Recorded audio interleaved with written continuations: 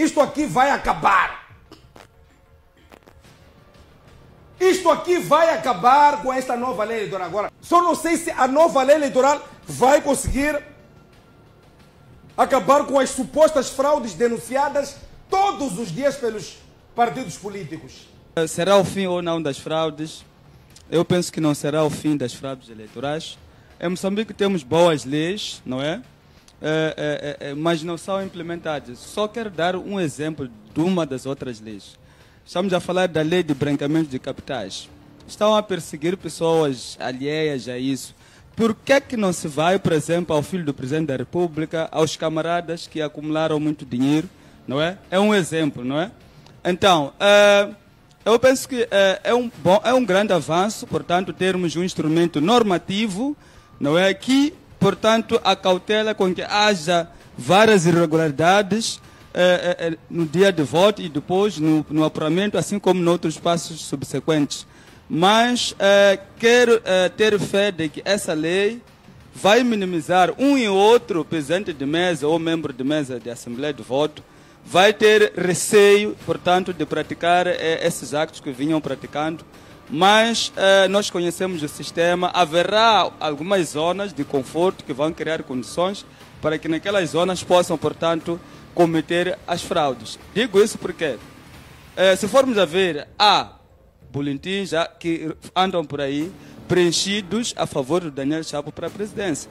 Então, se existe esse material que anda por aí pelas províncias, como é que nós vamos ter garantia de que essa lei vai acabar com a fraude? E não só, porque é que todos aqueles que ajudam a Frelimo a ganhar de uma forma ilícita não são responsabilizados. A título de exemplo, desses que agrediram esses jornalistas, até hoje, vários tantos exemplos que nós temos, alguns foram, portanto, julgados e confessaram, por exemplo, que receberam alguns valores monetários para adulterar os resultados nos tribunais.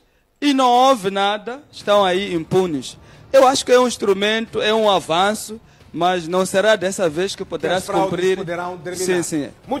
No meu entender, eu acho que o nosso processo eleitoral nunca teve problemas de leis.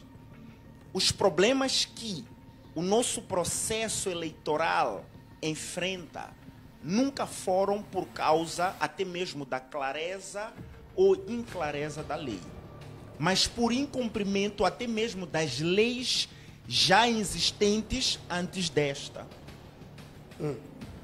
Então, ainda que tenhamos estas leis, e eu digo o seguinte, eu acompanhei o pronunciamento do porta-voz da Renamo quando disse que aprovou junto com a Frelimo estas leis, e a mais importante destas leis, que é a retirada do poder e da autoridade dos tribunais locais a estes processos. Quando se diz que os tribunais já não têm poder de decisão, sobretudo para a recontagem deste processo, estamos a falar de tribunais locais. De primeira instância. De primeira instância. Tribunais distritais. Tribunais distritais. O que aconteceu? Eu vou dar uma ilustração. Estamos a dizer que com estas leis, o governo, ou os que aprovaram estas leis, os que propuseram estas leis, ofereceram-nos rebuçados em troca do pão. O pão é a lei-mãe que retira o poder dos tribunais. Estamos a dizer que aquilo que o presidente decidir, ainda que seja revelia, nós não teremos autoridade ou poder ou chance de pedir a recontagem para confrontar os diferentes resultados que cada fiscal de cada partido, dos observadores tiverem. Estamos a dizer que no ano passado acompanhamos o processo em que os fiscais, por exemplo, do partido Renamo, aqui no município de Maputo, tinham resultados totalmente diferentes dos resultados anunciados e autorizados pelos presidentes de mesa. Tinham resultados diferentes do STAI. Tinham resultados diferentes dos divulgados pelo Conselho Constitucional.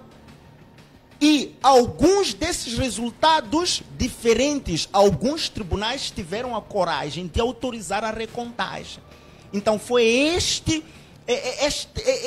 poder que nos foi tirado. Estamos a dizer que se o presidente decidir e deliberar um resultado sobre o boletim... O presidente de quê? O presidente da mesa. O presidente da mesa. Da mesa. Se ele, mas agora ele tem pouco espaço de manobra.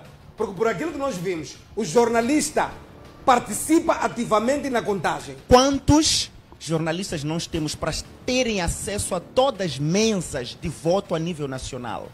Okay. Sabemos perfeitamente que nenhum partido da oposição tem fiscais suficientes para todas as mesas de voto.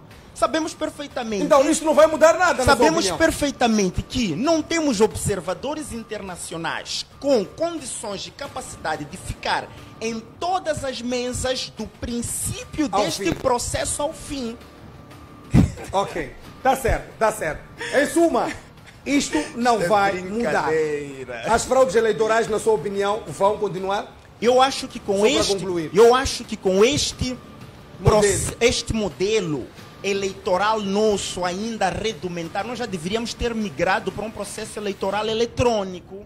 Esta balela das fraudes eleitorais é uma desculpa recorrente e que está cansativa daqueles que, não se organizando para, portanto, determinados processos, preferem agarrar-se a desculpas e outros elementos para, portanto, justificar as derrotas, justificar a incompetência que já se denota agora, já se pode ver agora. Então, isto tudo são desculpas que do mau pagador.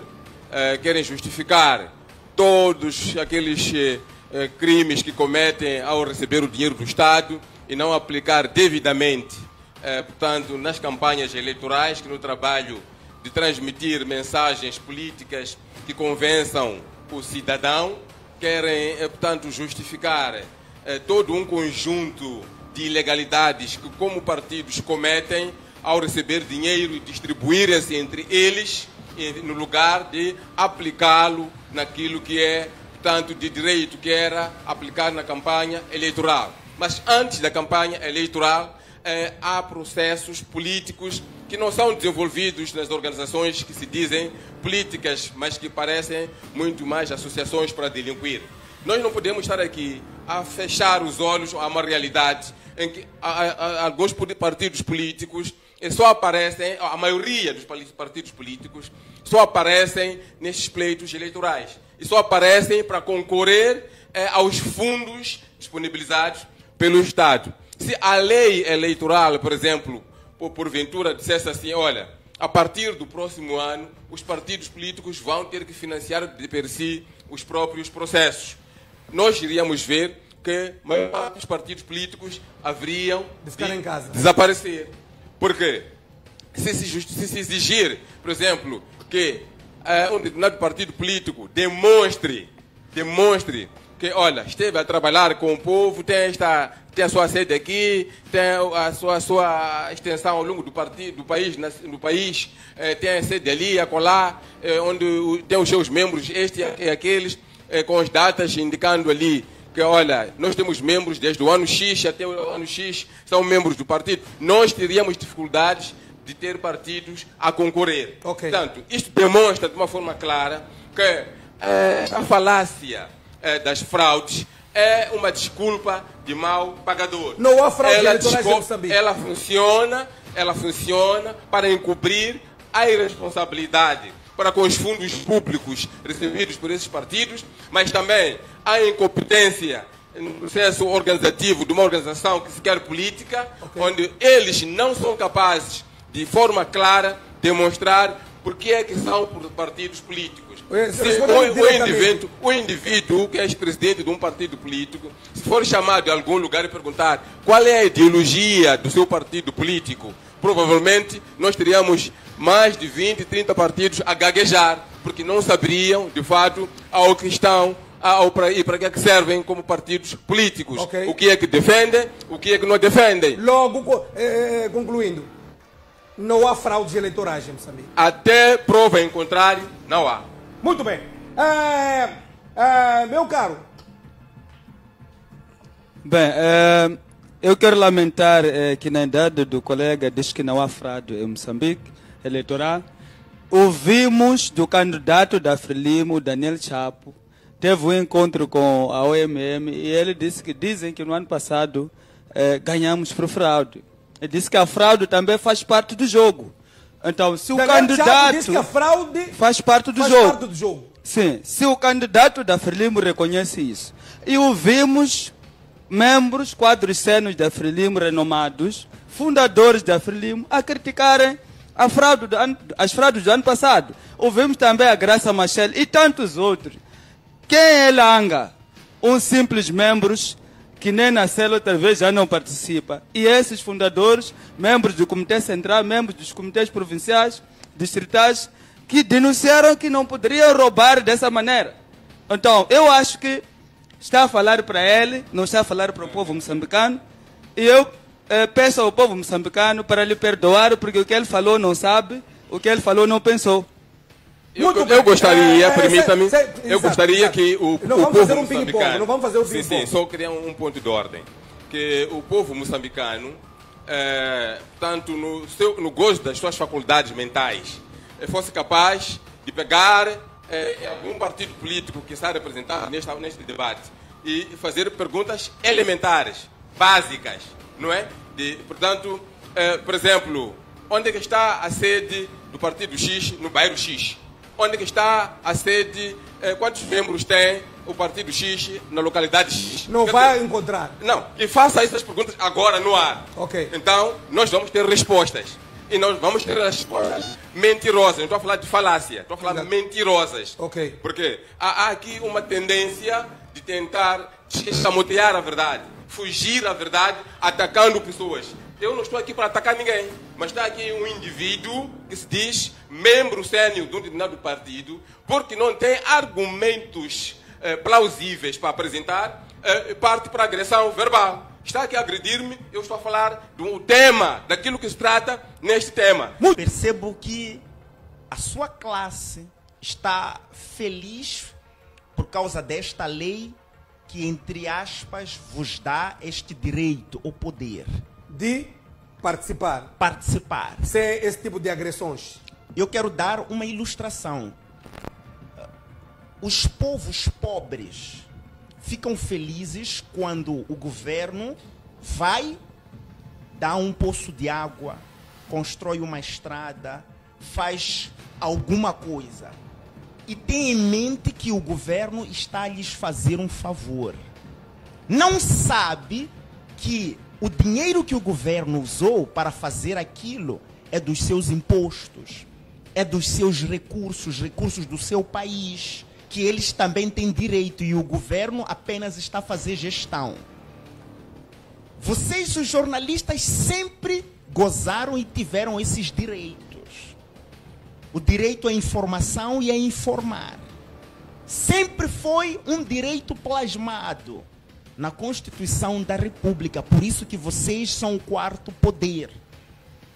Tudo que é público, vocês têm o direito e acesso e a informar aquilo que é de direito à informação pública.